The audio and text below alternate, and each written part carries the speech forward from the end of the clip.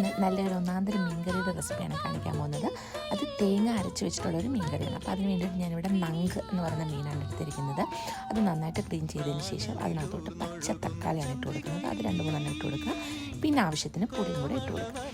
എന്നിട്ട് ഇനി നമുക്ക് തേങ്ങ അരയ്ക്കാം. അപ്പോൾ അതിന് വേണ്ടിയിട്ട് തേങ്ങായ, ഇഞ്ചി, ചെറിയ ഉള്ളി, മഞ്ഞൾപ്പൊടി, മുളക് പൊടി, മല്ലിപ്പൊടി ഇത്രയും കൂടി ഇട്ടിട്ട് കുറച്ച് വെള്ളം കൂടെ ഒഴിച്ചിട്ട് തേങ്ങ നന്നായിട്ട് അരച്ചെടുക്കുക. അരച്ചെടുത്ത തേങ്ങ ഈ മീനിനകത്തോട്ട് ഒഴിച്ചതിന് ശേഷം പിന്നെ ഞാനിവിടെ ചേർത്ത് കൊടുക്കുന്നത് 2-3 കാന്താരിയാണ്. അതും കൂടി ഇതിനകത്തോട്ട് ഇങ്ങനെ കീറിയിട്ട് കൊടുക്കുക.